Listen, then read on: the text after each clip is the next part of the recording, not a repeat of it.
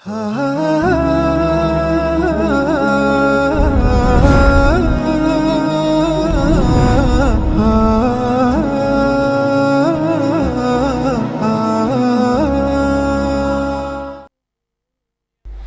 باللہ من الشیطان الرجیم، بسم اللہ الرحمن الرحیم۔ ناظرین، آپ کو خوش آمدید کہتا ہوں اس پروگرام میں کہ جو انسائٹ کے نام سے جانا جاتا ہے۔ امید کرتا ہوں آپ لوگ جہاں بھی ہوں گے ساتھ خیریت سے ہوں گے اور بفضل خدا آپ سب کی زندگیاں بہت اچھے طریقے سے گزر رہی ہوں گی۔ تو ناظرین، آج ایک اور پروگرام کی قسط لے کے آپ کے سامنے حاضر ہیں۔ آپ کو پتہ ہے ہمارا پروگرام مختلف سیگمنٹس کے اوپر مشتمل ہوتا ہے اور ہم کوشش کرتے ہیں کہ مختصراً آپ کے سامنے کچھ سیگمنٹس پیش کر دیں تاکہ آپ کی اس پروگرام میں توجہ بھی بندھی رہے اور ہمارا پروگرام بھی یعنی کہ مختلف زاویوں سے مختلف چیزوں پہ ہماری تھوڑی سی آرائز بھی آپ تک پہنچتی رہیں۔ تو پہلا سیگمنٹ آپ کو پتہ ہے ہمارا یاد امام سے متعلق ہوتا ہے۔ یاد امام کے حوالے سے ہم یقیناً کچھ نہ کچھ کتاب آپ کے سامنے کوئی ہوتی ہے اس سے پیش کرتے ہیں، لیکن اس سے پہلے ہم پروگرام میں کلام خدا شامل کر لیں اور یقیناً ابتدائی پروگرام جو ہے اگر کلام خدا سے ہو تو یقیناً ایک صحیح فارمیٹ ہو جاتا ہے پروگرام کا اور بہت اچھا بھی رہتا ہے۔ تو سب سے پہلے کلام خدا، اعوذ باللہ من الشیطان الرجیم، بسم اللہ الرحمن الرحیم۔ یا ایھا الذین آمنوا ان تتقوا اللہ یجعل لکم فرقانا ویکفر عنکم سیئاتکم ویغفر لکم واللہ ذو الفضل العظیم۔ صدق اللہ العلی العظیم۔ ایمان والوں، اگر تم تقوی الہی اختیار کرو گے تو وہ تمہیں حق و باطل میں تفرقے کی صلاحیت عطا کر دے گا، تمہاری برائیوں کی پردہ پوشی کرے گا، تمہارے گناہوں کو معاف کر دے گا کہ وہ بڑا فضل کرنے والا ہے۔ تو ناظرین، یہ سورہ انفال کی آیت نمبر 29 یعنی کہ 29 آپ کے سامنے پیش کی اور اب پروگرام کا سلسلہ مزید آگے بڑھائیں گے اور پروگرام میں آپ کو پتہ ہے سب سے پہلا سیگمنٹ یاد امام سے متعلق ہوتا ہے۔ تو یاد امام یقیناً امام مہدی، یاد امام سے مراد یاد امام مہدی ہے اور امام مہدی کی ضرورت یقیناً اس دنیا میں ناظرین بہت زیادہ ہمیں محسوس ہوتی ہے اور یقیناً بہت ساری غفلتیں بھی ہیں اس حوالے سے کہ ہم شاید دنیا جس طرح ہمیں وہی غفلتیں ہیں جس طرح دنیا ہمیں خدا کی طرف متوجہ نہیں ہونے دیتی، جس طرح ہمیں اس کے تمام یعنی کہ خدائی جو دین ہے اس کی طرح متوجہ نہیں ہونے دیتی، جو احکامات ہیں اس کی طرح متوجہ جس طرح یہ دنیا نہیں ہونے دیتی، اسی طرح یہ دنیا نمائندہ خدا کی طرف بھی متوجہ نہیں ہونے دیتی اور یقیناً وہی صفت اس نمائندہ خدا جو ہے امام مہدی جو ہیں وہ یقیناً خدا سے جدا نہیں ہیں۔ تو جو چیزیں خدا کی طرف جو صفتیں وہاں مطلب ہوں گی وہی یہاں پائی جائیں گی، جو چیزیں وہاں پائی جائیں گی وہی یہاں پائی جائیں گی، یعنی یہ اسی جلوے کا اور جو ہیں مظہر ہیں اور یقیناً تو یہ تمام چیزیں ہیں کہ جس طرح ہم وہاں غافل رہتے ہیں اور غافل رہنے میں سب سے بڑی وجہ دنیا ہے اور دنیا ہی ہے جو ہمیں غافل رکھتی ہے، اسی طرح ہم امام سے بھی اسی طرح غافل رہتے ہیں، یعنی اس خدا کے نمائندے سے بھی اسی طرح ہم غافل رہتے ہیں۔ یقیناً میں جو عام طور پہ ہماری حالت ہے اس کا ذکر کر رہا ہوں، یقیناً ان میں بہت سے لوگ ایسے ہوں گے کہ جو امام کی طرف سے غافل نہیں ہوں گے، جو خدا کی طرف سے غافل نہیں ہوں گے۔ یقیناً خدا کی طرف سے صحیح معنوں میں مصداق یہی ہے خدا کی طرف راغب رہنے کا کہ جو بھی اس کا اس دور کا نمائندہ ہے آپ اس کی طرف بھی راغب رہیں، یعنی کہ ورنہ وہ بات ادھوری رہے گی۔ فار ایگزامپل کوئی رسول خدا صلی اللہ علیہ وآلہ وسلم کی موجودگی میں زندگی گزار رہا تھا، کوئی اس زمانے میں زندگی گزار رہا تھا، اب وہ خدا کا پیغام اس تک پہنچ گیا، کتاب خدا کی شکل میں جتنی بھی آیات اس وقت تک ظاہر ہو چکی تھیں وہ اس تک پہنچ گئیں، اب وہ اس کے اوپر عمل شروع کر دے اور اس کی طرف متوجہ ہو جائے ان آیات کی طرف اور معاذ اللہ پیغمبر خدا سے غافل رہے، تو آپ اس کے دین کے بارے میں کیا کہیں گے؟ یقیناً یہی کہیں گے کہ اس کا دین مکمل نہیں ہے، کیونکہ وہ خدائی احکامات پہ تو عمل کر رہا ہے، خدائی پیغام پہ تو توجہ دے رہا ہے، لیکن جو اس وقت وہاں رسول خدا موجود ہیں کہ جن کے ذریعے سے وہ پیغام پہنچا ہے، شروعات ہی ظاہر سی بات ہے اسلام کی ویسے تو حضرت آدم سے ہوئی، لیکن یہ جو آخری کتاب ہے اس کو جو ظاہر ہوئی وہ رسول خدا کے اوپر نازل ہوئی اور انہوں نے لوگوں تک پہنچائی۔ تو اگر وہ اس وقت رسول خدا کی طرف متوجہ نہیں ہے تو یقیناً اس کا دین مکمل نہیں ہے، دین مکمل نہیں ہے، اور بلکہ دین کی کوئی حیثیت ہے ہی نہیں اس طرح۔ تو یہی بات اس وقت آئے گی کہ اس وقت جب دنیا امام مہدی کی ہم منتظر ہیں، تمام یہ کتابیں ہر چیز شیعہ سنی بھری ہوئی ہیں ان کے ذکر سے، اور ہم اسی دور میں اینڈ آف ٹائمز میں زندگی گزار رہے ہیں، لیکن اگر ہم احکامات پہ بھی خدائی عمل کر رہے ہیں، سب کر رہے ہیں، لیکن اس کے جو نمائندہ ہے، اس کا جو حجت ہے، اس کا جو امام ہے، اس کی طرف متوجہ نہیں ہے، تو یقیناً یہ ناقص ہے، چیز مکمل نہیں ہے۔ کیونکہ کس کو نہیں پتہ، کون سی شعور نہیں جانتا کہ یہ آخری دور نہیں چل رہا۔ کوئی ہے کہ جو کہے گا نہیں کہ ابھی تو دنیا شروع ہوئی ہے، ابھی تو یہ کوئی مطلب حالات ابھی دنیا کے اس طرف نہیں پہنچے ہیں کہ ہم اسے اینڈ آف ٹائمز کہہ سکیں۔ یقیناً اگر ہم مطلب مختلف سائنٹیفک حوالوں سے بھی بات کرتے ہیں، موسمی تغیرات کے اوپر جو دنیا میں گلوبل وارمنگ ہو رہی ہے یا مختلف چیزیں رونما ہو رہی ہیں، جس طرح کے موسم تبدیل ہو رہے ہیں، جس قسم کے جو چیزیں پہلے نہیں ہوتی تھیں وہ اب ہو رہی ہیں، تو اس حوالے سے بھی دیکھتے ہیں تو ہمیں یہی سمجھ میں آتا ہے کہ یہ دنیا آہستہ آہستہ اپنے آخری وقت کی طرف جا رہی ہے۔ اور جب ہم دنیاوی حالات کے اوپر جو نشانیاں جو روایات میں بیان ہو چکی کہ کس طرح ظلم و ستم بڑھ جائے گا تو امام مہدی آئیں گے، جب ظلم و ستم اپنے عروج پہ ہوگا تو امام مہدی آئیں گے، تو ہم جب دنیاوی معاملات دیکھتے ہیں تو اس میں بھی ہم دیکھتے ہیں کہ دنیا بہت زیادہ، یہاں پہ دنیا کے مسائل بہت زیادہ بڑھے ہوئے ہیں، ظلم بہت زیادہ بڑھے ہوئے ہیں، مظلومین کی داد رسی نہیں ہے۔ یعنی اگر ہم ابھی مسئلہ فلسطین کو ہی دیکھ لیں تو وہاں مطلب کون سی وہاں پہ عدل کے تقاضے پورے ہوتے ہیں، کون سے وہاں پہ، یعنی کہ ایک تو انہی کی زمین، انہی کی جگہ، وہی بات ہی غلط ہے جس کی بنیاد ہی غلط ہے، اس کے اوپر پھر مزید ستم در ستم ہوتے ہیں، اور دنیا دیکھتی ہے کہ جو لوگ حقوق کی بھی باتیں کرتے ہیں وہ ویٹو کر دیتے ہیں قراردادوں کو، بلکہ فل فلیش سپورٹ کرتے ہیں ان کو، کہ جو ظالم ہیں، جو اپریسر ہیں، ان کو سپورٹ کیا جاتا ہے ہر میدان میں، ہر طریقے سے، مالی طور پہ، ہتھیاروں کی صورت میں، اور اسی طرح مختلف یونائٹڈ نیشنز میں، ہر جگہ، ہر پلیٹ فارم پہ، ہر فورم پہ، تمام میڈیا چینلز کے ذریعے۔ تو یہ ایک مثال ہے ظلم کی۔ اسی طرح زمانے میں اور بھی ظلم موجود ہیں، تو کوئی یہ بھی نہیں کہہ سکتا کہ یہاں ظلم نہیں ہے، سب بہت اچھا ہے، کوئی یہ بھی نہیں کہہ سکتا کہ یہ آخری دور نہیں ہے، ابھی تو یہ بہت اچھا، ابھی شروعات ہے اور بہت معاملات عروج پہ ہیں، اسلام عروج پہ ہے۔ مطلب کوئی یہ بھی نہیں کہہ سکتا کہ اسلام اپنے بدترین حالات میں نہیں پہنچا ہوا، مطلب کسی بات سے کوئی انکار نہیں کر سکتا اگر اس سے آپ لاجیکل گفتگو کریں تو، لیکن کیا امام سے غافل ہے؟ کیوں غافل ہے؟ تو وہی جو میں نے آپ کو بات بتائی کہ جس طرح اگر آپ بھلے خدائی احکامات پہ بھی عمل کریں، اگر نمائندہ خدا، حجت خدا سے غافل رہیں گے تو یقیناً آپ کا دین اس طرح مکمل نہیں ہوگا۔ ایک لاجیکل سی گفتگو ہے، اس میں مختلف ہمارے پاس یہ دلائل بھی ہیں جو کہ موجود ہیں، اور پھر اس کے علاوہ ہمارے پاس روایات بھی ہیں کہ جو اپنے وقت کے امام کی معرفت کے بغیر اس دنیا سے گیا وہ جاہلیت کی موت مرا، جہالت کی موت نہیں ہے، اور یہ مشہور اہل سنت کتب میں موجود ہے، صحاح ستہ کتابوں میں موجود ہے کہ جو اپنے وقت کے امام کی معرفت کے بغیر اس دنیا سے گیا وہ جاہلیت کی موت مرا۔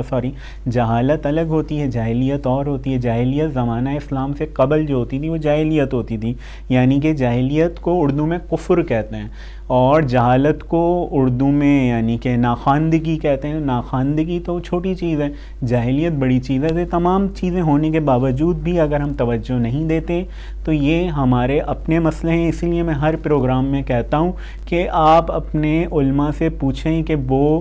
کیوں اس طرف جو ہے توجہ نہیں دیتے، بلکہ بعض دفعہ تو انکاری بھی ہوتے ہیں. اسی لیے میرے سامنے جو اب یہ تحریر موجود ہے اور جو میں مختلف پچھلے کئی ہفتوں سے یہ پڑھ رہا ہوں، یہ ایک اہل سنت دیوبندی عالم دین نے یہ مرتب کی ہیں تمام احادیث اپنی ہی کتابوں سے، اور انہوں نے جو تمہید میں گفتگو کی تھی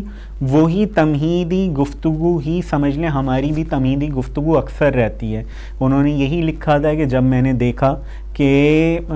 جو یعنی کہ عام لوگ تھے جو اتنا علم نہیں رکھتے تھے، وہ جب تک انکاری تھے اس بات سے یا تردد کا شکار تھے تو اس وقت تک تو بات اور تھی، لیکن جب میں نے دیکھا کہ اہل علم علماء کو بھی میں نے متردد پایا، یہ ان کے الفاظ ہیں، بالکل مجھے ابھی تک یاد ہیں کہ جب میں نے دیکھا کہ علماء بھی اس سے متردد ہیں تو میں نے پھر چاہا کہ تمام ایسی صحیح احادیث کو جمع کروں کہ جو اپنی اسناد کے حساب سے بالکل صحیح ہوں. تو اور پھر انہوں نے کہا کہ جو مطلب صحیح ستہ میں ہوں گی ان کے اوپر میں مزید آگے بحث نہیں کروں گا، اور اس کے علاوہ جو اور مختلف کتب سے ہوں گی ان کے اوپر بحث بھی کروں گا کہ مطلب وہ کس طرح رجال کے حوالے سے اور اس کے حوالے سے علم حدیث کے حوالے سے کہ کس طرح وہ مستند ہیں. تو یہ تمام چیزیں انہوں نے بھی اپنی تمہیدی گفتگو میں انہوں نے مطلب یہ جو جمع کیا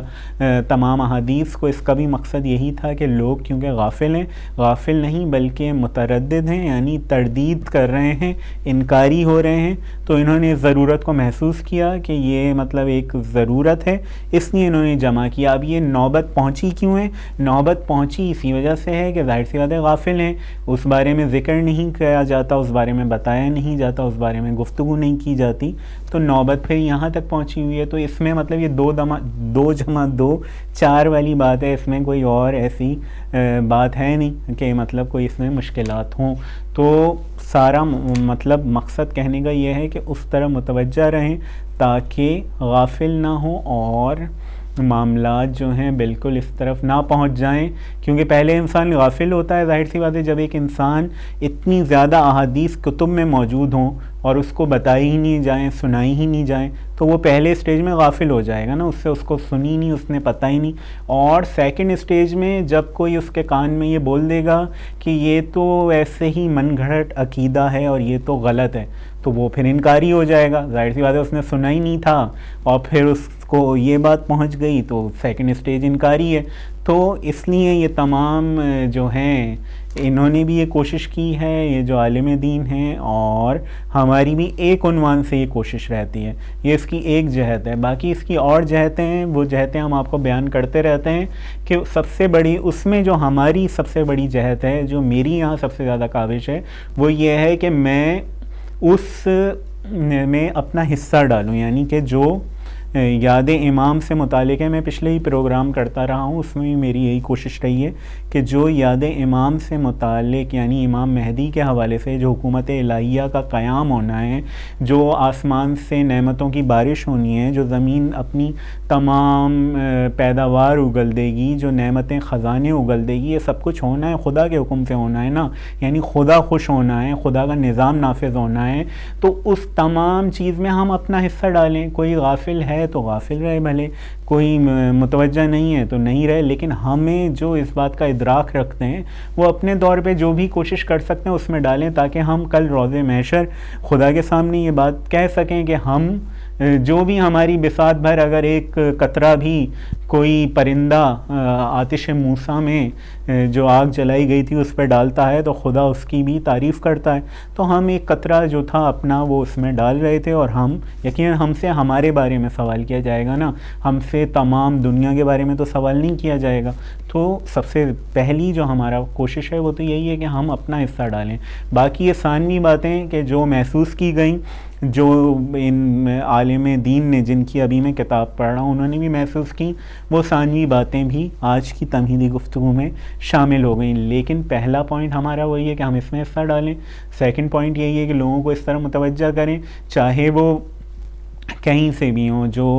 کسی بھی مسلک سے کسی بھی فرقے سے تعلق رکھتے ہوں، جو بھی یہ پروگرام دیکھ رہا ہے، اگر یہ مطلب ظاہر سی بات ہے اس میں ابھی تو یہ تمام اہل سنتی کتب سے بیان ہو رہا ہے تو یقیناً یہ انہی کے لیے حجت ہے اصل تو، کیونکہ شیعوں کی کتب سے تو بیان نہیں ہو رہا، شیعوں کی کتب سے بھی جب بیان ہوتا ہے تو وہ شیعوں کے لیے حجت ہیں، تو یقیناً لیکن یہ تمام وہ مشترکات ہیں کہ اس کے اوپر کوئی ایسا اختلاف نہیں ہے، صرف الفاظ کا تھوڑا بہت آگے پیچھے ممکن ہے ہو، اور لیکن وہ بھی کوئی ایسا نہیں ہے۔ تقریباً جتنی بھی روایات ہمارے سامنے گزری ہیں ان میں بہت ساری چیزیں مشترک ہیں کہ اس میں کوئی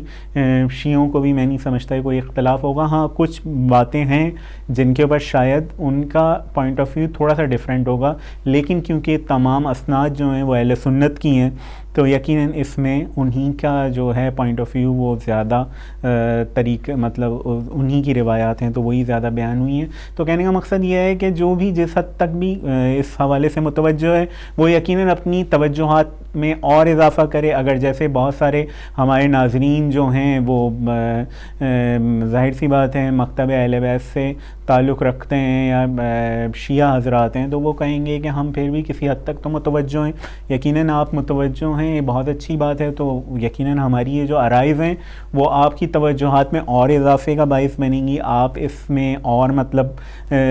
زیادہ اور یعنی کہ آپ کو روایات پہنچیں گی، مختلف سورسز سے پہنچیں گی، تو یقیناً آپ کی نالج میں اضافہ ہوگا تو آپ کی توجہات بھی اور بڑھیں گی۔ تو پہلا پوائنٹ ہمارا خود کا حصہ کہ اس معاملے میں جائے، اس کار خیر میں جائے۔ سیکنڈ پوائنٹ کہ جو اس کام سے غافل ہیں چاہے کہیں سے بھی تعلق رکھتے ہوں وہ اس طرف جائیں، اور اسی طرح مزید اس کے اور بھی پوائنٹس ہو سکتے ہیں کہ جو میں گزشتہ پروگراموں میں بیان کر چکا ہوں۔ اور تیسرا یقیناً ہم یہی کہیں گے کہ اگر ایک جرنل ہم بات کر لیں، پہلے میں نے اپنی بات کی، پھر اپنے جو مسلمان بھائی ہیں ان کی بات کی، چاہے شیعہ ہو چاہے سنی ہو، اور تیسرے لیول پہ میں ان کی بات کروں گا کہ جو بھی اس دنیا میں زندگی گزارتے ہیں اور انسان کہلائے جاتے ہیں، تو یقیناً یہ کسی فرقے یا مذہب سے اس کا تعلق نہیں ہے۔ ایک نجات دہندہ کانسیپٹ تمام ادیان میں پایا جاتا ہے، اور تمام ادیان میں کچھ نہ کوئی نجات دہندہ ایسا ہے کہ جب وہ آئے گا تو دنیا کو عدل و انصاف سے بھر دے گا اور اس دنیا کی مشکلات کو ختم کرے گا، تو یہ ان سے بھی ریلیٹڈ ہے۔ اور حضرت عیسیٰ تو خود آ رہے ہیں، جو کہ عیسائیت کے آپ کو پتہ ہے کہ سب سے بڑی ہستی عیسائیت میں سمجھا جاتا ہے ان کو، نبی خدا ہیں۔ تو اس کے علاوہ جو ہے اگر کوئی چوتھے درجے پہ کسی دین کا بھی حصہ نہیں ہے اور بے دین ہے تو اس کے لیے بھی میں یہی عرائض عرض کرتا ہوں کہ بہتری تو چاہتا ہے نا، معاشرے میں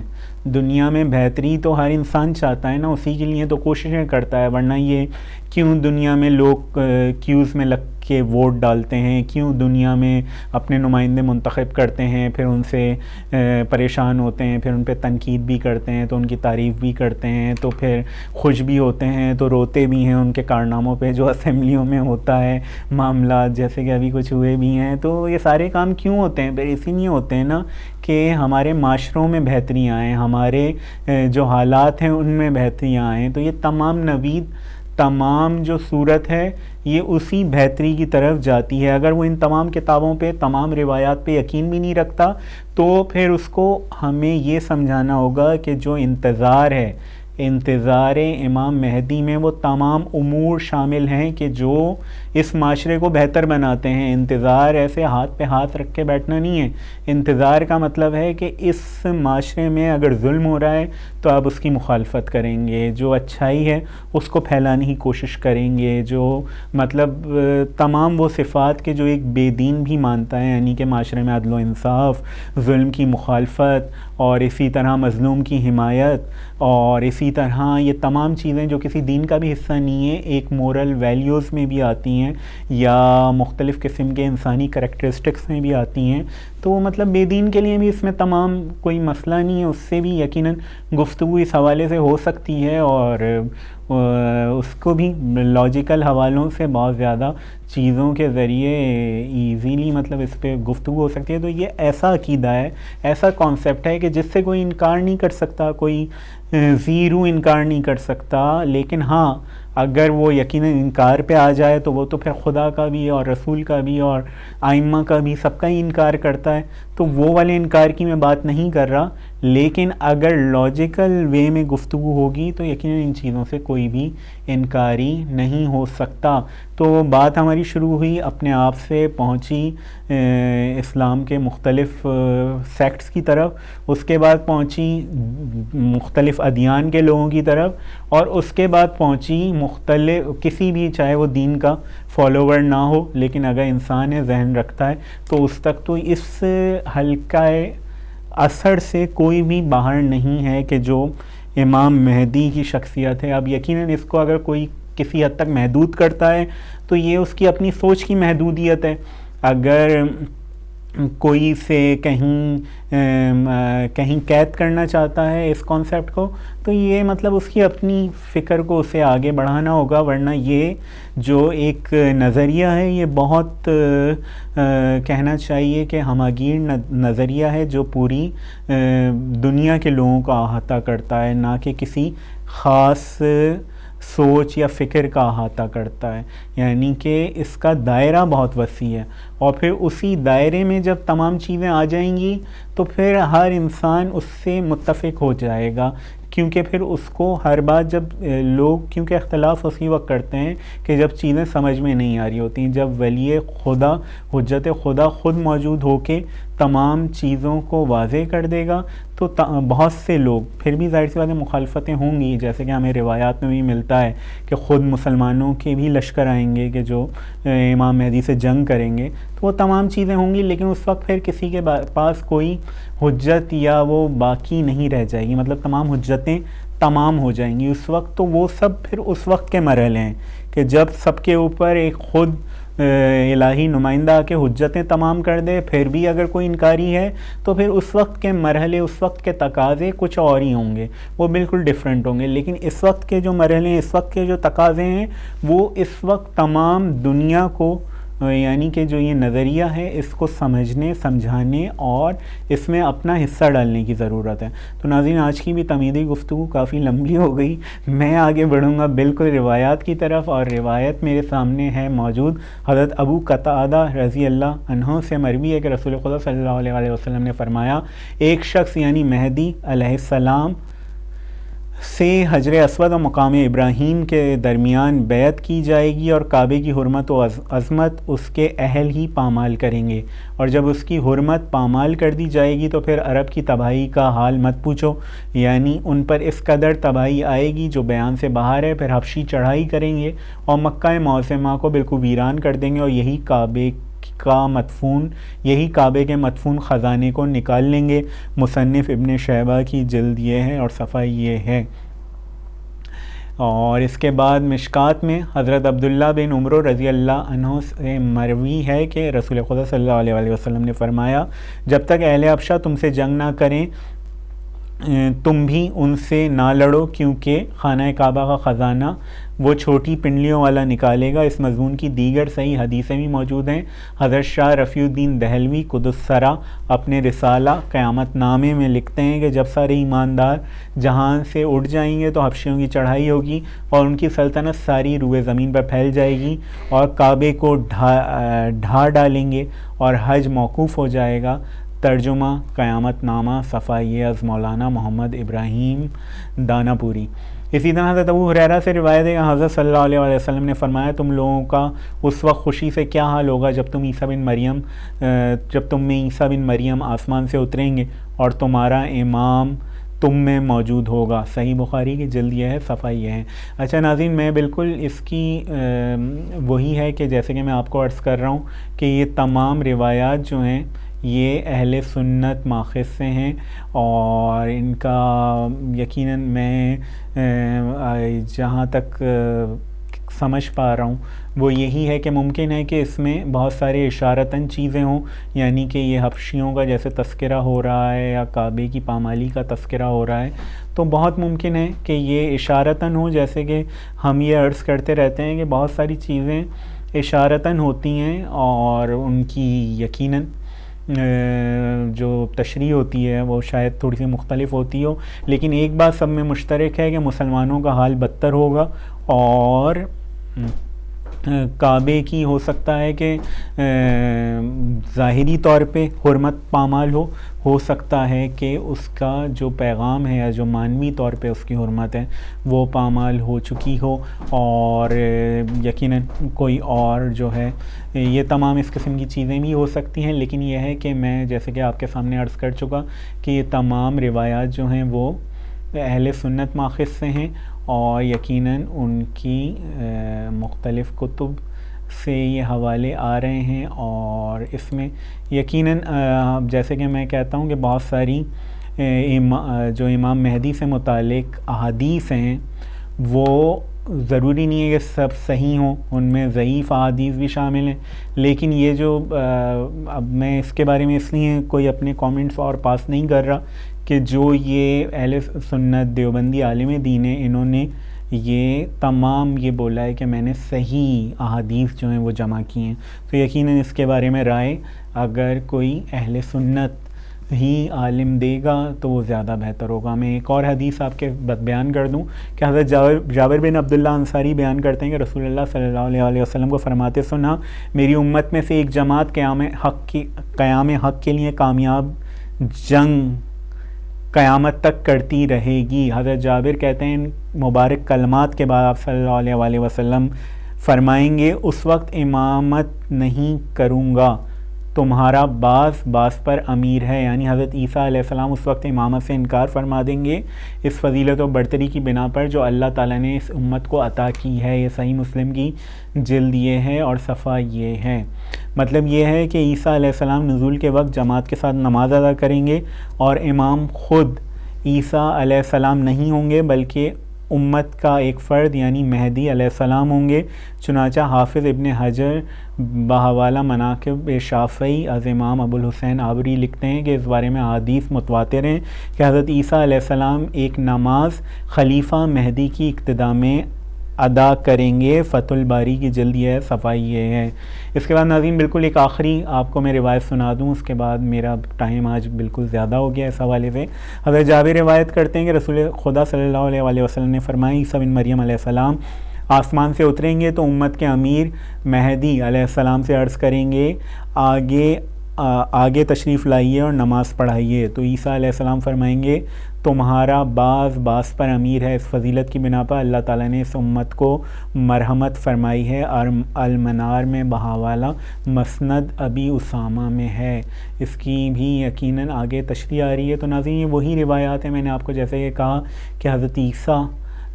امام مہدی کے پیچھے نماز پڑھیں گے، اور یہ بخاری سے لے کر اور بہت ساری کتابوں میں، مسلم میں اور دیگر کتب میں موجود ہیں۔ اس کے اندر تھوڑے تھوڑے مطلب الفاظ کی تبدیلی ہے، معنی کی تبدیلی ہے یا تشریحات کی تبدیلی ہے، لیکن اصل بات وہی ہے کہ امام مہدی اقتداء کریں گے، اور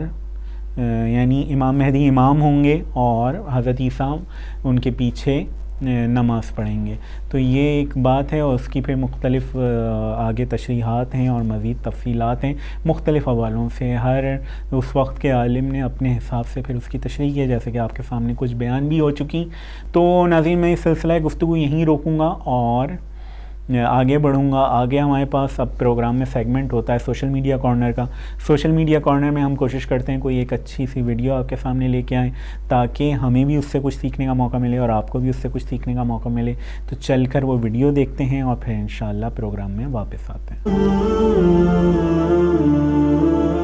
جب بھی ہم کسی عظیم الشان ہستی کی سنت پر چلنے کی بات کرتے ہیں، ان کی سیرت پر چلنے کی بات کرتے ہیں، تو اس کے 3 مراحل طے کیے جا سکتے ہیں۔ ان 3 مرحلوں کے اندر رہتے ہوئے ہم سوچ پائیں گے کہ آیا ہم نے ان کی سنت پر عمل کیا یا نعوذ باللہ تعالی اس پر عمل کرنے سے محروم رہ گئے۔ پہلا مرحلہ جو بہت ظاہر ہے، اس کا تعلق جسمانی اعمال سے ہے، ظاہری اعمال سے ہے۔ مثلا اگر کوئی ہم سے کہے کہ بھئی آپ اللہ کے رسول کی سنتوں پر عمل کریں، ان کی سیرت طاہرہ پر عمل کریں، وہ آپ کے لیے اسوہ حسنہ ہیں، تو جو انسانوں کے لیے آسان ترین کام اور فوراً نظر آنے والا کام ہے وہ یہ ہے کہ اللہ کے رسول کے بال کیسے تھے، اللہ کے رسول کنگھی کیسے کرتے تھے، اللہ کے رسول کپڑے کیسے پہنتے تھے، وہ کھانا کیسا کھاتے تھے، وہ چلتے کیسے تھے، وہ کون سی زبان بولتے تھے، وہ تمام چیزیں جن کا تعلق اللہ کے رسول کے ظاہر سے ہے۔ سنتوں میں سے ایک ایک حصہ سنتوں کا وہ ہوتا ہے جس کا تعلق ظاہر سے ہوتا ہے. میں نے آپ کی خدمت میں کئی مثالیں عرض کی. تو کوئی جب سنتوں پر عمل کرنے کی کوشش کرتا ہے, سیرت پر عمل کرنے کی کوشش کرتا ہے, تو معمولاً یہاں سے شروع کرتا ہے, لیکن بدقسمتی یہ ہوتی ہے کہ وہ یہاں سے شروع کرتے ہیں اور یہیں پر ختم کر دیتے ہیں. تو مثال کے طور پر بعض اوقات چونکہ اس مشکل میں پھنس جاتے ہیں کہ وہ یہاں سے شروع کرتے ہیں یہیں پہ ختم کر دیتے ہیں, تو ان کے سامنے بہت ساری ایسی چیزیں آ جاتی ہیں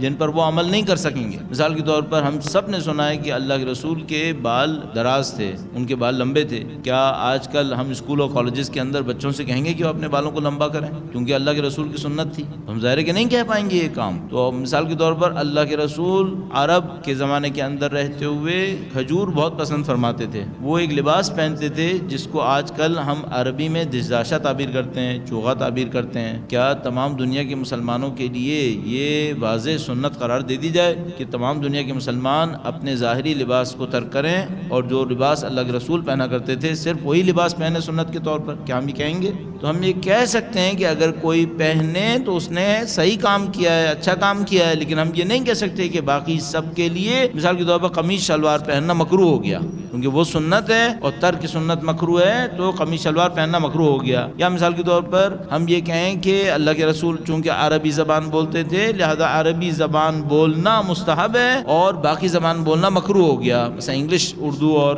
کوئی اور زبان بولنا, فارسی زبان بولنا, یہ سب مکروہ ہو گیا چونکہ اللہ کے رسول عربی زبان بولا کرتے تھے. یہ ظاہر کا ایک حصہ ہوتا ہے سنت کا, اچھا ہوتا ہے, مفید ہوتا ہے, اور اس میں بہت ساری چیزیں ہوتی ہیں جو ہماری فلاح کے لیے ہوتی ہیں, بھلائی کے لیے ہوتی ہیں, لیکن سنت اس کے اندر محدود نہیں ہوتی. ہمیں سنت کو اس سے زیادہ وسیع مرحلے کے اندر دیکھنا ہوتا ہے, اس سے زیادہ بڑے پیرائے کے اندر دیکھنا ہوتا ہے. مثال کے طور پر فرض فرمائیں کوئی اللہ کے رسول کے پاس ملنے کے لیے آیا اور اللہ کے رسول نے دہی کا پیالہ اس کے سامنے رکھ دیا, تو کیا ہم سنت بنائیں کہ جب بھی کوئی مہمان ہمارے گھر میں آئے گا تو ہم پہلے دہی کا پیالہ رکھیں گے اس کے سامنے چونکہ اللہ کے رسول نے سنت میں رکھا تھا؟ نہیں, ہمیں دیکھنا ہوگا شاید اس وقت وہی دہی کا پیالہ اس وقت موجود تھا, اگر کوئی اور چیز موجود ہوتی اللہ کے رسول کو اور چیز رکھ دیتے. تو ہم یہ قرار نہیں دے سکتے. تو ہمیں ظاہر سے نکل کر اس کے آگے اس کے پیچھے کچھ دیکھنا ہوتا ہے کہ بھئی اس کا مطلب کیا ہوا, اللہ کے رسول نے کام کیوں انجام دیا, کیا کوئی مصلحت تھی یا مصلحت نہیں تھی, ان تمام باتوں کو دیکھنا ہوتا ہے. بس ایک مرحلہ ہوتا ہے سنت کے ظاہر کا. یہ جو سنت کا ظاہر ہے اس کے پیچھے کچھ مصلحتیں ہوتی ہیں, اگر وہ مصلحت ہمیں سمجھ میں آ رہی ہو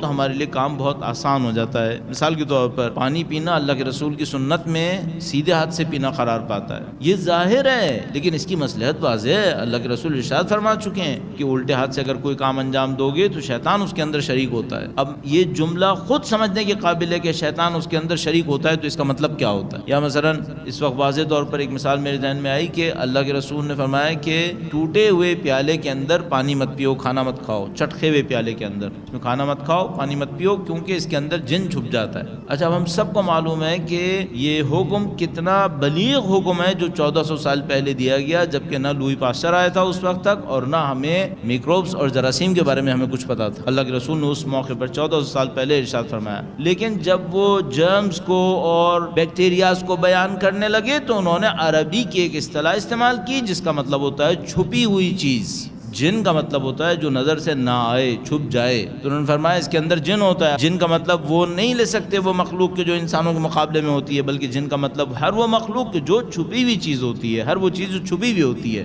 تو اس ظاہر کے پیچھے بہت کچھ موجود ہوتا ہے. یہ سنت کا ایک حصہ ہوتا ہے. اس سنت کے پیچھے جو دوسرا حصہ ہوتا ہے, دوسرا مرحلہ کہہ سکتے ہیں آپ اس کو ہم اخلاقیات تعبیر کرتے ہیں. اللہ کے رسول کی ایک سنت ظاہر میں ہے, بیوی کے عظیم الشان شخصیت کی ایک سنت ظاہر میں ہے, اس ظاہر کے پیچھے ایک اخلاقیات چھپی ہوئی ہیں. وہ اخلاقیات کبھی ظاہر میں نظر آتی ہے, کبھی ظاہر میں نظر بھی نہیں آتی, لیکن روح اس کی سمجھ میں آ جاتی ہے. مثال کے طور پر بہت خوبصورت ایک قول ہے, وہ یہ کہ بی بی نے ارشاد فرمایا کہ حیا عورت کا زیور ہے. زیور کا تعلق ظاہر سے ہے, زیور کا تعلق انسان کو خوبصورت دکھانے سے ہے, لیکن بی بی نے اس ظاہری عمل کے پیچھے بھی ایک اخلاق کو بیان فرما دیا. فرمایا کہ اگر تم زیور کے ذریعے سے خوبصورتی چاہ رہے ہو اور تمہاری خواہش یہ ہے کہ زیور کو پہن کر اپنے آپ کو خوبصورت دکھاؤ, تو اس بات کو سمجھ لو کہ تمہاری حیا تمہارا سب سے بڑا زیور ہے. حیا عورت کا زیور ہے. حیا کے ذریعے سے جو اٹریکشن آئے گا, حیا کے ذریعے سے جو انسان کے اندر خوبصورتی اور جمال آئے گا عورت کے اندر, وہ سب سے اہم خوبصورتی ہے, وہ سب سے اہم جمال ہے. تو بیوی نے ایک ظاہر کو ایک اخلاق سے جوڑ دیا اور اس اخلاق کے اوپر ہماری توجہ دلوائی. تو مثال کے طور پر اگر بیوی کی سنت طاہرہ کے اوپر کوئی عمل کرے اور اس طرح پردہ کرنا چاہے جس طرح بیوی نے پردہ کیا تو اس کے لیے ایک اور حکم آئے گا پیچھے سے, اور وہ کیا آئے گا؟ وہ یہ کہ صرف پردے کے ظاہر پہ عمل نہ کرے, بیوی کے اخلاقیات پہ بھی عمل کرے. یعنی ہم اور آپ اچھی طرح اس معاشرے کے اندر اس وقت سمجھ رہے ہیں, تمام تر دین کی تبلیغ کے باوجود, تمام تر دین کے بیان ہونے کے باوجود وہ یہ کہ عین ممکن ہے, میں اس کو قانون کے طور پہ نہیں کہہ رہا, صرف امکان کے طور پہ کہہ رہا ہوں, عین ممکن ہے کہ کوئی عورت با پردہ ہو لیکن حیا نہ ہو, اور عین ممکن ہے کہ کوئی عورت ظاہر میں اپنی غفلت, جہالت, نادانی کی وجہ سے بے پردہ ہو لیکن با حیا ہو. یہ ممکن ہے. البتہ میرے جملے کا مطلب کوئی یہ نہ لے کہ میں کہہ رہا ہوں کہ بے پردگی کے لیے کوئی معذرت موجود ہے, ایکسکیوز موجود ہے. نہیں, میں یہ نہیں کہنا چاہ رہا. میں کہنا چاہ رہا ہوں کہ پردے کے پیچھے ایک اخلاقیات ہیں. ایک پردہ ظاہر میں ہے اور اس ظاہری پردے کے پیچھے ایک اخلاق ہے جس اخلاق کا تعلق حیا سے ہے, عفت سے ہے اور پاکیزگی سے ہے. تو نہ صرف آپ پردے کی پابندی کریں بلکہ پردے کی پابندی کے پیچھے جو اخلاقیات دیے گئے ہیں ان اخلاقیات کی بھی پابندی کی جائے. یہ سنت کا دوسرا مرحلہ ہو جائے گا. بس سنت کے ایک مرحلے کا تعلق ظاہر سے ہوتا ہے جس میں ہم یہ دیکھتے ہیں ظاہری طور پہ کیا کام انجام پایا, اور سنت کے دوسرے مرحلے کا تعلق اخلاقیات سے ہوتا ہے, صفات سے ہوتا ہے, انسان کی نفسانیات سے ہوتا ہے. اس کو دیکھا جاتا ہے کہ اس میں ان کی سنت کیا تھی. تو مثال کے طور پر ہم صرف یہ نہیں دیکھ سکتے کہ اہل بیت اطہار علیہ السلام مثال کے طور پر جب بچے کو اٹھاتے تھے تو وہ ظاہری طور پر کیسے اٹھاتے تھے. ہمیں دیکھنا پڑے گا وہ بچے کو اخلاقیات کیا سکھاتے تھے, بچے کو کس اخلاق سے اٹھاتے تھے, یہ ہمیں دیکھنا پڑے گا ان کے اندر. تو یہ بھی دوسرا مرحلہ ہوگا. تیسرا مرحلہ جو سنتوں کا ہوگا, پیروی کا ہوگا, اسوہ حسنہ کو فالو کرنے کا ہوگا, وہ ہوگا عقائد کا, دنیا کو دیکھنے کا انداز کیا ہے. اور یہ سب سے اہم مرحلہ ہوگا. اگر یہ مرحلہ صحیح نہیں ہوا کسی بھی عظیم الشان شخصیت کی پیروی میں تو ہم لاکھ اس کے ظاہر کی پیروی کریں, لاکھ اس کے اخلاقیات کی نقل کریں, ہم اس کی روح اور اسپرٹ تک نہیں پہنچ پائیں گے. میں اس مثال میں پھر بیوی کی حیات طیبہ سے مدد لوں گا. مثال کے طور پر کسی نے بیوی کے ظاہر کو فالو کیا اور ظاہر کو فالو کرنے کے بعد پردہ کرنا شروع کر دیا, جو انتہائی احسن کام ہے, بہت اچھا کام ہے, واجب بھی ہے دین اسلام کے اندر. اس کے بعد پردے کے پیچھے بیوی کی اخلاقیات کو بھی دیکھنے کی کوشش کی, تو پردے کے پیچھے بیوی کی جو اخلاقیات تھیں وہ حیا, عفت, پاکیزگی, پاک دامنی, یہ تمام اخلاقیات تھیں. اب سوال یہ ہوا کہ جیسے اس نے ایک کام کیا اس کے دل میں ایک خلش آ گئی, وہ یہ کہ ساری دنیا تو آزاد پھر رہی ہے اور میں نے اپنے آپ کو پابند کر لیا, ساری دنیا تو مزے لے رہی ہے اور میں نے اپنے آپ کو حجاب کے اندر ڈال کے محدود کر لیا, نعوذ باللہ تعالیٰ. یا مثال کے طور پر کسی بچے سے کہا جائے کہ بھئی آپ اہل بیت اطہار علیہ السلام کی سنت کی پیروی کریں, وہ موسیقی کو پسند نہیں کرتے تھے, آپ موسیقی چھوڑ دیں. اس نے موسیقی بھی چھوڑ دی, لیکن کچھ عرصے کے بعد اس کے دل کے اندر یہ خیال آیا کہ باقی سارے تو موسیقی کا مزہ لے رہے ہیں اور میں اس مزے سے محروم رہ گیا. یہ کیوں ایسا ہوا؟ اس کی وجہ یہ ہوئی کہ اس نے ظاہر میں پیروی کی ہے, اخلاقیات میں بھی پیروی کی ہے, لیکن جس انداز سے وہ زندگی کو دیکھتے تھے اس میں پیروی نہیں کی ہے. وہ دنیا کو دنیا کے لیے نہیں دیکھتے تھے, وہ دنیا کو آخرت کے پس منظر میں دیکھا کرتے تھے, وہ دنیا میں رہنے کا ایک ہدف بیان کرتے تھے. اگر میں اور آپ سنتوں میں ظاہر کی پیروی کریں اور اخلاق کو چھوڑ دیں, اعوذ باللہ, یا اخلاق کی پیروی کریں اور اس عقیدے کو چھوڑ دیں جو کائنات کو دیکھنے کا انداز ہے, جس کو آپ ان کی آئیڈیالوجی تعبیر کر سکتے ہیں, تو پھر آپ اور میں کبھی بھی اس مفہوم تک نہیں پہنچ پائیں گے جس مفہوم تک اہل بیت اطہار علیہ السلام ہمیں پہنچانا چاہتے تھے. اب یہ تین مرحلے ہمارے پاس ہو گئے. ایک تو آپ ظاہر کی پیروی کریں, ایک اخلاق کی پیروی کریں, اور ایک ان کی آئیڈیالوجی کو اور ان کے دیکھنے کے نظریے کو سمجھنے کی کوشش کریں. تو مثال کے طور پر اگر ہم نے ان تینوں مراحل میں پیروی کی تو کیا ہمیں کبھی اس بات کا غم رہے گا کہ جو بے دین ہے وہ تو مزے لے رہے ہیں اور میں مزے نہیں لے رہا؟ میں ہمیشہ یہ دیکھوں گا کہ دنیا ہمیشہ رہنے کی جگہ نہیں ہے. انہوں نے دنیا کو ہمیشہ رہنے کی جگہ قرار نہیں دیا, انہوں نے دنیا کو عیش اور عشرت کی جگہ قرار نہیں دیا, انہوں نے دنیا کو امتحان کی جگہ قرار دیا, انہوں نے دنیا کو عمل کی جگہ قرار دیا, اور جزا کے لیے انہوں نے آخرت کو بیان کیا. اگر میں اس کانسیپٹ کو بھی لے سکا تو باقی دو بھی میرے لیے آسان ہوں گے, لیکن اگر خدا نہ کرے میں اس کانسیپٹ کو نہیں لے سکا تو میں آپ کو گارنٹی سے کہہ رہا ہوں باقی دو پر عمل کرنا ناممکن ہو جائے گا. مثال کے طور پر اگر آپ بیوی کے اخلاقیات کا ملاحظہ فرمائیں تو آپ کے پاس وہ مشہور و معروف روایت موجود ہے کہ بیوی نے شادی ہونے کے فوراً بعد جو جوڑا ان کے پاس تھا وہ بھی خیرات میں دے دیا. اگر کوئی سنت پر عمل کرے اور کچھ ہی عرصے کے بعد اس کے ذہن میں آئے کہ میں نے تو وہ جوڑا بھی دے دیا جو میری زندگی کی اتنی بڑی نشانی تھی،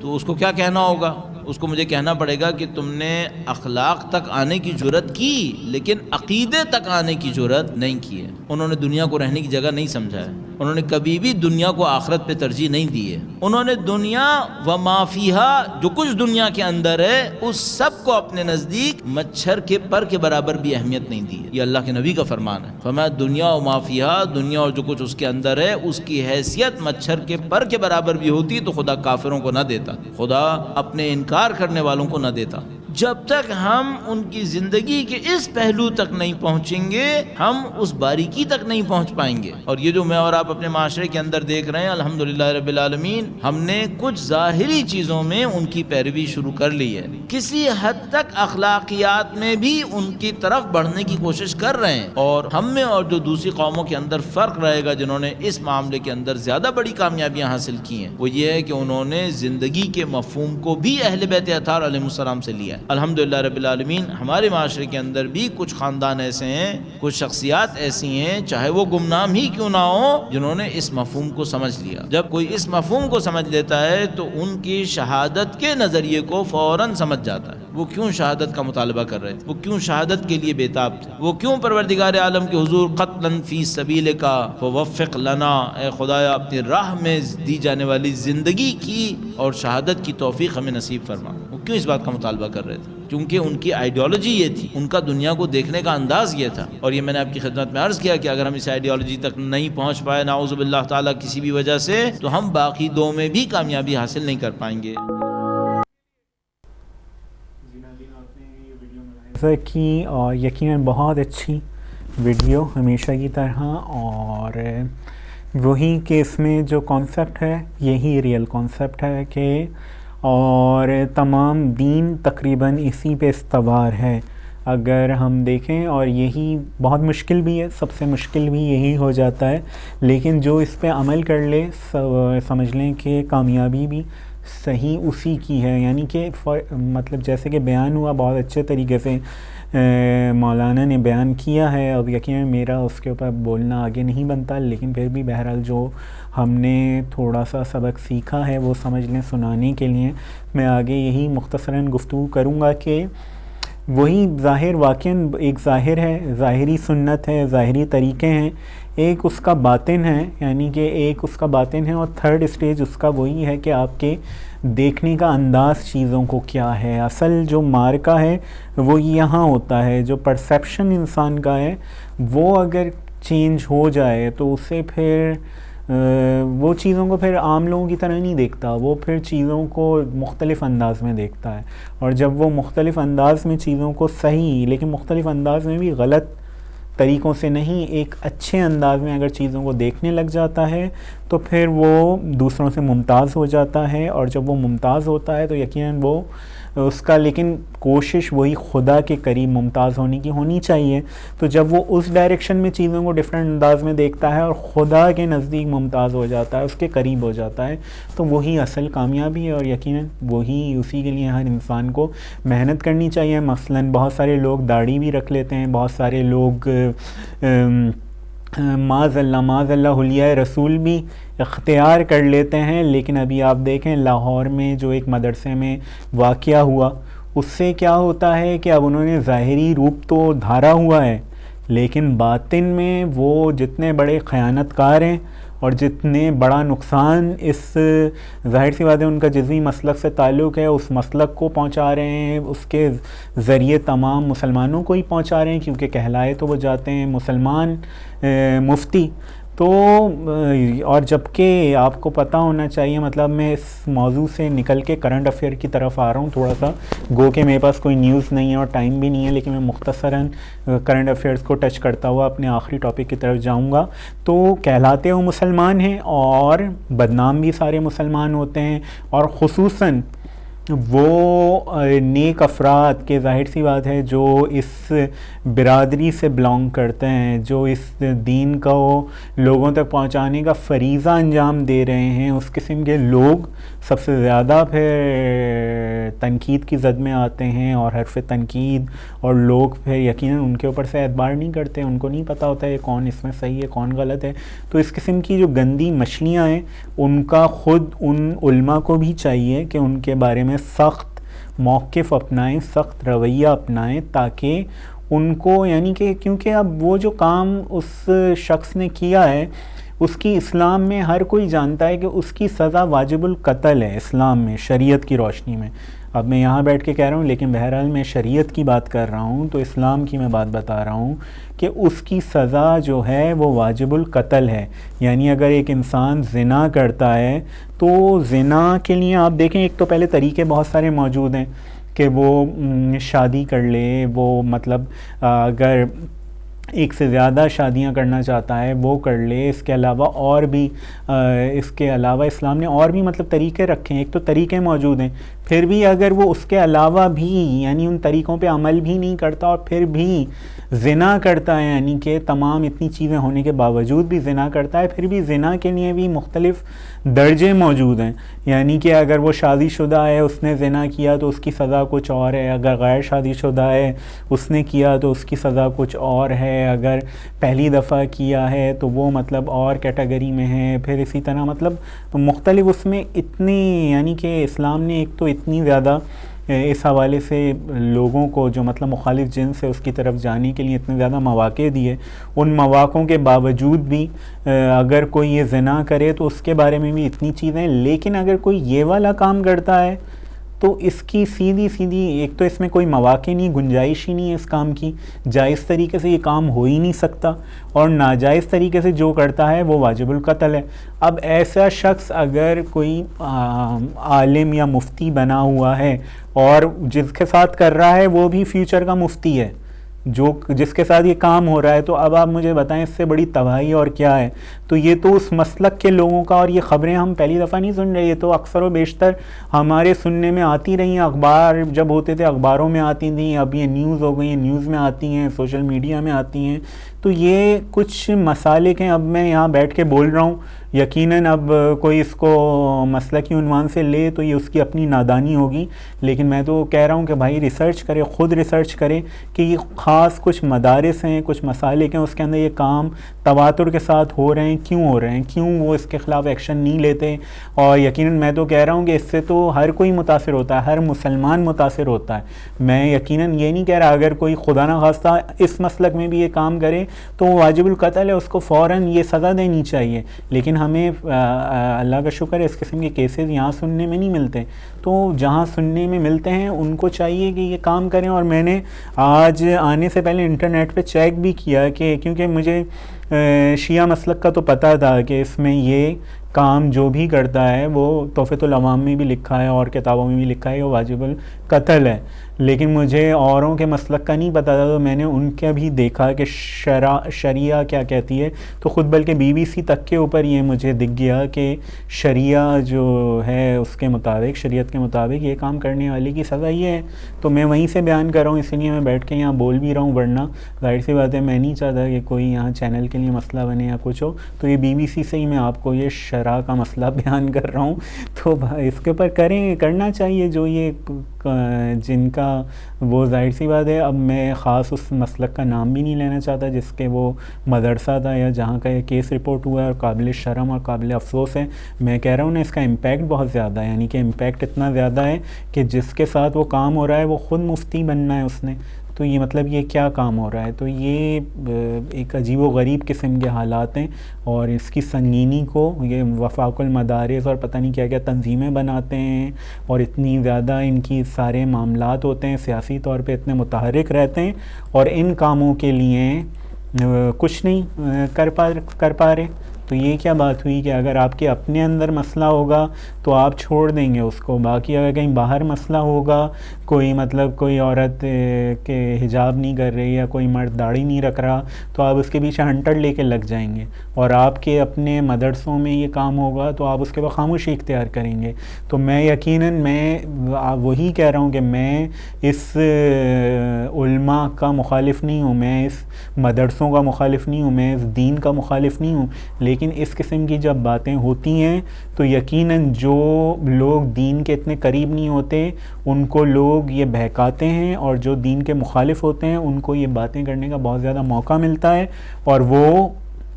اس کو بہت زیادہ ایکسپلائٹ کرتے ہیں۔ تو بغیر کسی اس کے کہ میرے مسلک سے نہیں ہے، میں بالکل ایز اے مسلم بات کر رہا ہوں کہ انہیں چاہیے کہ اس کے بعد سختی سے کارروائی کریں تاکہ یہ آئندہ یہ سلسلہ بند ہو، اور جو بندہ یہ کام کر رہا ہے اس کو بتائیں کہ اس نے بہروپ اپنایا ہوا ہے عالم دین کا، یہ مطلب بہروپیہ ہے، یہ مفتی نہیں ہے، اور یہ مفتی بھی بنا ہے تو یہ دماغی مریض ہے، دماغی مریض ہے تبھی تو یہ کام کر رہا ہے۔ تو اس کو اس کی جو سزا ہے جو اسلام میں شرع میں ہے وہی سزا دیں تاکہ آئندہ لوگوں کے لیے وہ، پاکستان ہے نا وہاں تو آپ دے سکتے ہیں، تو تاکہ آئندہ لوگوں کے لیے وہ نشان عبرت بنے۔ تو سمپل سی یہ مطلب ایک بات تھی، کرنٹ افیئر کے اوپر آ گئی۔ اس کے علاوہ جو ہے ایران میں انتخابات ہو رہے ہیں، انتخابات ناظرین آج جو میں یہ پروگرام کر رہا ہوں تو اس وقت وہ یقیناً ابھی پولنگ ہو رہی ہے، ووٹ ڈل رہے ہیں، تو اس میں جو ان کے سابق چیف جسٹس ہیں ان کے بہت زیادہ امید ہے کہ وہ آ جائیں گے، اور اس کے بعد یقیناً نظریں لگی ہوئی ہیں تمام دنیا کی، خصوصاً امریکہ کی، اسرائیل کی، سعودی عرب کی، یہ تین ممالک خاص طور پہ ایران کے انتخابات دیکھ رہے ہیں، کیونکہ اس سے پورا وہ تعین ہوتا ہے کہ آئندہ وہاں کیا ہونا ہے، اور یقیناً جو ایک دفعہ آ جاتا ہے وہ 4 سال کے لیے آتا ہے ایران میں، اور پھر وہ دوبارہ اگر منتخب ہو جائے تو وہ 8 سال کے لیے اس کی مدت ہو جاتی ہے۔ تو 8 سال کے اندر یقیناً جس بھی سمت میں ایک ایسی کنٹری ہے جو انقلابی کنٹری ہے اور اس کا بہت زیادہ اثرات ہیں مختلف جو خصوصاً مڈل ایسٹ کے مسائل ہیں یا اور دیگر جو بین الاقوامی چیزیں ہیں اس کے اوپر بہت زیادہ اثرات ہیں، تو یقیناً یہ بہت سے ممالک، ان کے علاوہ بھی اور بہت سے ممالک اس کو بڑی باریک بینی سے نہ صرف دیکھ رہے ہوتے ہیں بلکہ پس پردہ ان کے عمل بھی بہت زیادہ رہا ہوتا ہے اس انتخابات کے اندر۔ ظاہر سی بات ہے وہاں مختلف امیدوار کھڑے ہوئے ہیں، کچھ اصلاح پسند بھی ہیں، کچھ کو یہ مغربی میڈیا جو ہے قدامت پسند کہتا ہے، تو یہ سارے معاملات میں ان کا اثر بھی رہتا ہے مختلف حوالوں سے، چاہے وہ میڈیا کے ذریعے ہو، چاہے وہاں موجود جو لوگ ہیں ان کے ذریعے ہو۔ تو لیکن ابھی بہرحال جو صورتحال نظر آ رہی ہے اس میں ابراہیم رئیسی غالباً ان کا نام ہے، اور امید ہے کہ وہی کامیاب ہوں گے۔ تو ناظرین میں بالکل میرے پاس ٹائم بالکل ختم ہوا، میں مختصراً اپنے آخری اس کی طرف بڑھتا ہوں جو ہمارا سب سے امپورٹنٹ بھی سیگمنٹ ہوتا ہے، اور وہ سیگمنٹ ہوتا ہے امیر المومنین علی ابن ابی طالب کے فرامین کے اوپر، اور ان کی فرامین کی روشنی میں ہم آپ کے سامنے کوئی نہ کوئی ٹاپک لے کے آتے ہیں، اور آج جو ہمارا ٹاپک ہے وہ ہے الانتقام، یعنی کہ انتقام کا ٹاپک ہے۔ تو اس پہ ہم بات کریں گے۔ سب سے پہلے ہم آپ کو ایک مولا علی کا فرمان سنا دیں، اور یقیناً گفتگو کا سلسلہ ہم بہت مختصر ہی رکھیں گے، ہمارے پاس 4-5 منٹ ہے بامشکل، اور اس میں ہمیں اپنا یہ پروگرام ختم کرنا ہے۔ تو ناظرین میں بالکل آگے بڑھوں گا پہلا فرمان کی طرف۔ پہلا فرمان جو ہے مولا علی کا، وہ فرماتے ہیں بلا شبہ خداوند عالم نے اپنی اطاعت کے بدلے ثواب اور اپنی معصیت کے بدلے عقاب اس لیے رکھا ہے تاکہ وہ اپنے بندوں کو سزا سے دور رکھ کر انہیں بہشت میں داخل کر سکے۔ یعنی بالکل اسٹریٹ فارورڈ سا فرمان ہے ناظرین کہ خدا نے اپنی اطاعت کے بدلے ثواب اور اپنی معصیت کے بدلے عقاب یعنی کہ عذاب اس لیے رکھا ہے تاکہ وہ اپنے بندوں کو سزا سے دور رکھ کر انہیں بہشت میں داخل کر سکے۔ یعنی کہ مولا علی وہی بات ہو رہی ہے ناظرین، چیزوں کو جب دیکھنے کا انداز آپ کا تبدیل ہونا تب آپ حقیقی معنوں میں دین کو صحیح سمجھتے بھی ہیں، اہل بیت کے بھی قریب پہنچتے ہیں، خود رسول خدا کے بھی قریب پہنچتے ہیں، جیسے کہ قبلہ نے پچھلی ویڈیو میں بتایا تھا۔ یعنی یہ جو تیسرا اسٹیج ہے کہ مولا علی یہ بتا رہے ہیں کہ یہ رکھا اس لیے گیا ہے کہ ثواب، جزا اور سزا کا کانسیپٹ اس لیے رکھا گیا ہے تاکہ لوگوں کو، اپنے بندوں کو سزا سے دور رکھ کر انہیں بہشت میں داخل کر سکیں۔ یعنی خدا نے یہ بہانہ ڈھونڈا ہے لوگوں کو جنت میں لے جانے کا کہ اگر لوگ تھوڑی سی مطلب اس کی باتوں پہ عمل کر لیں جو کہ ہمیں بہت زیادہ لگتی ہیں، یہ مولا علی اس جنت کو دیکھ رہے ہیں کہ وہ جنت پتہ نہیں کیا ہوگی، کہ مولا علی کہہ رہے ہیں کہ یہ اللہ نے بہانہ رکھا ہے کہ تم تھوڑی سی اس کی باتوں پہ عمل کرو تو وہ بونس میں تمہیں اس جنت میں لے جائے گا، اور اس کے جو جس باتوں سے اس نے روکا ہے اس سے بچو تاکہ عذاب سے بچو، اور وہ تاکہ تمہیں اس جنت میں لے جائے کہ جو ہمیں نہیں پتہ کہ کتنا اعلیٰ مقام ہے۔ تو یہ مولا علی کہہ رہے ہیں کہ ایک بہانہ رکھا ہے اللہ نے سزا و جزا کا رکھ کے تاکہ لوگوں کو اپنی بہشت میں داخل کر سکے۔ تو مولا علی اس کو خدا کا رحم تعبیر کر رہے ہیں، خدا کا کرم تعبیر کر رہے ہیں۔ تو یہ وہ دیکھنے کا انداز، چیزوں کو سمجھنے کا انداز آپ کا پھر اہل بیت سے قریب ہو جاتا ہے کہ جب آپ چیزوں کو مختلف انداز میں دیکھنا شروع کر دیتے ہیں۔ تو اے لوگوں، لازم ہے کہ خدا تمہیں نعمت کی فراوانی کے لیے، بلکہ میں آگے بڑھتا ہوں ناظرین بالکل، کیونکہ میرے پاس ٹائم نہیں ہے، میں ایک آدھ فرمان آپ کو اور بتاؤں اور پھر بالکل اپنے پروگرام کو ختم کروں گا۔ کفران نعمت سے دور رہو ورنہ بلائیں تم پر نازل ہوں گی۔ بالکل اسٹریٹ فارورڈ سا فرمان ہے کہ کفران نعمت سے یقیناً یہ ہمارے پاس روایات میں موجود ہے بات کہ اگر آپ نعمتوں میں شکر ادا نہیں کرتے تو اللہ تعالیٰ وہ نعمتیں آپ سے سلب کر لیتا ہے۔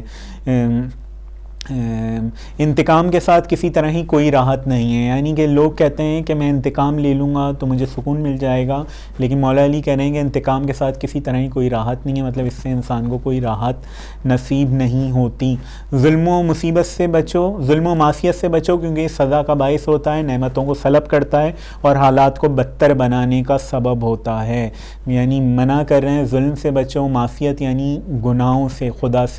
خدا کی نافرمانیاں جو ہوتی ہیں، گناہ ہوتے ہیں، ان کو معصیت کہتے ہیں۔ ظلم و معصیت سے بچو کیونکہ سزا کا باعث ہوتا ہے، یعنی ظلم و معصیت سے بچو، یعنی ظلم بھی جو انسان ہے وہ بھی، معصیت بھی ایک ظلم ہے اور ظلم تو ہے ہی ظلم، تو کیونکہ سزا کا باعث ہوتا ہے، نعمتوں کو سلب کرتا ہے اور حالات کو بدتر بنانے کا سبب ہوتا ہے۔ بالکل میں ایک آخری فرمان ناظرین یہ سنا دوں آپ کو انشاءاللہ، تاکہ اگلے ہفتے پھر ہم